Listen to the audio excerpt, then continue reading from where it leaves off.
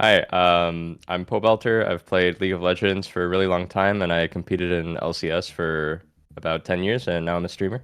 Yeah, and not the only now retired League of Legends pro that will be in the competition. I'm sure we'll get into that. And in case people don't know the games we're going to be playing, Fortnite, League of Legends, CS2, Street Fighter 6. So of those titles for this, tournament, which one are you most comfortable with apart from League of Legends, obviously? Okay, apart from League, honestly, it's pretty close in terms of like how bad I am at every other game. Like because I was playing pro for so long, I actually didn't really play other games at all. But if it's between Fortnite, Street Fighter, and Counterstrike, I'm probably the best at Counterstrike, which isn't really saying much because I remember in Global Offensive, you had to win, I think 5 games or 10 games in order to get placed. Yeah, to I get was never able to win like 10 games, and I just okay, like okay. quit. So that's so you're going to really be banking on the League of Legends aspect then. Yeah. Because I was going to ask you about that as well. So obviously now retired, a great career too, a lot of accomplishments throughout that. Can you kind of go into? You said you didn't have much time to play any other games, but what was it like being a league pro?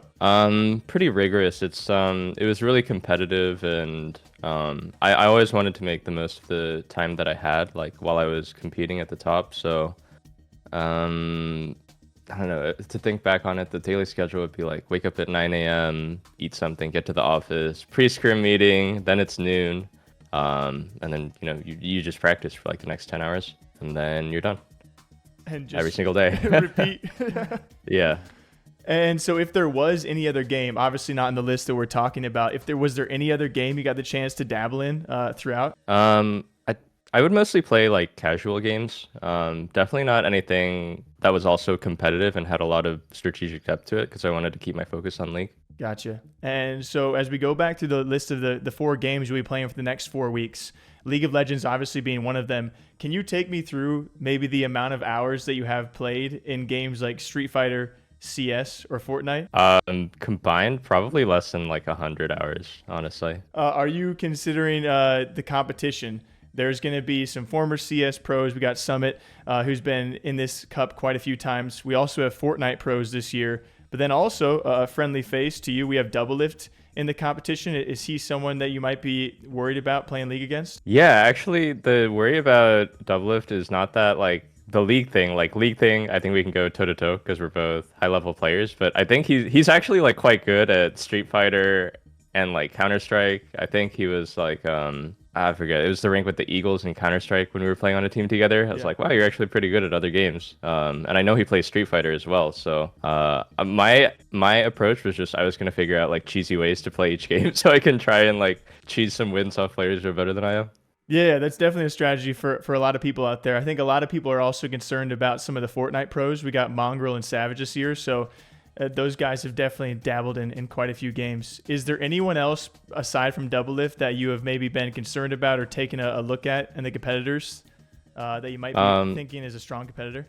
yeah, let me look at the pool of competitors again. I think the Fortnite players are definitely pretty scary. Are there any pro CS players in this? Honestly, Summit, I don't recognize a Summit, we lot of got the an names. X. We label Summit as the XCS pro of the group, Okay. and he's usually pretty solid. I'm sure you know against across all games.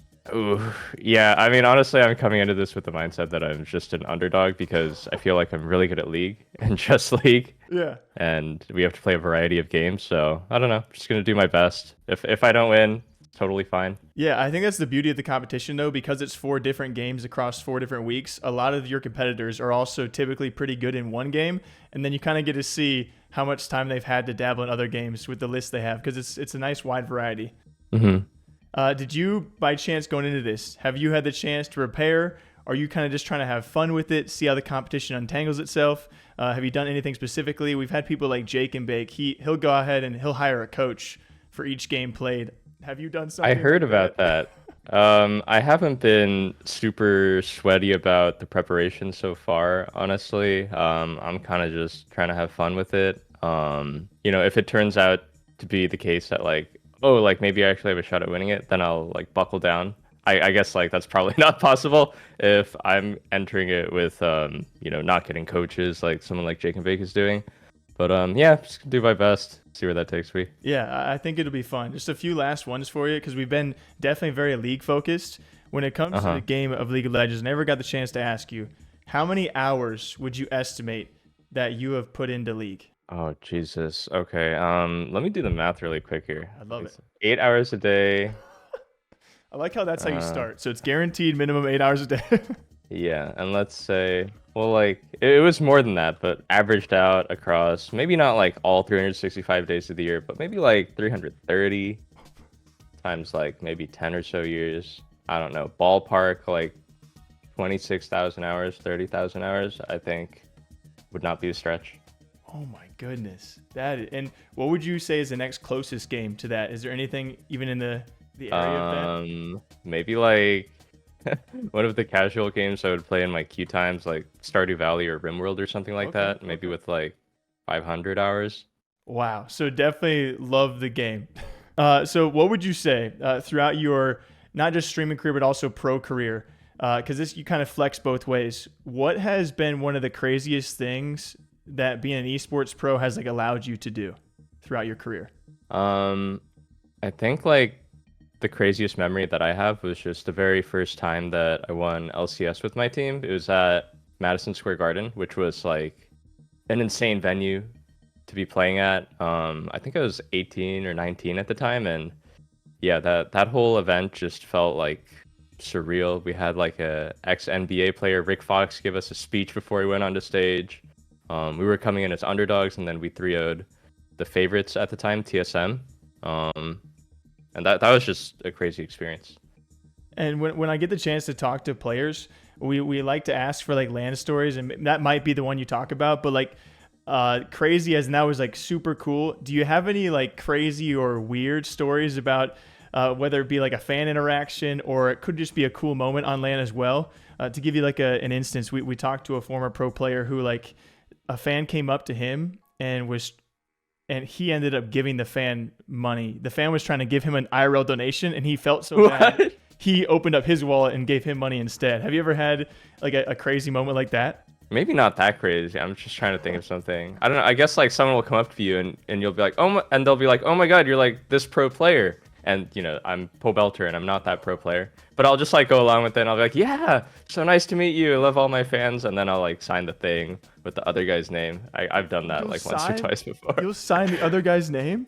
Well, yeah, because if they run into you and then you're like, oh, actually, I'm not that person, they'll be disappointed. But if you just kind of go along with it, they'll have a good memory. They'll be like, yeah, I met like Bjergsen, and he was so nice. Looks a little different though. Did someone actually think you were Bjerg? No, no. Who are you most commonly? Do you remember by chance any of the players you've been misplaced with? I don't remember. It's not that common of an occurrence, honestly. That's hilarious, though. All right, last one for you. With the AT&T Annihilator Cup, $50,000 in total is being given away to charity as well for weekly MVPs. Do you have a charity in mind that you'd be giving the money to if you come away with an MVP? Yeah, I picked St. Jude's. Honestly, I don't know that much about the charity, but I know it has a really good reputation, and I know they're doing good stuff, so it seemed like a good one to pick. Awesome. Well, best of luck with the competition. I appreciate the time, and hopefully we'll see you come away with some wins.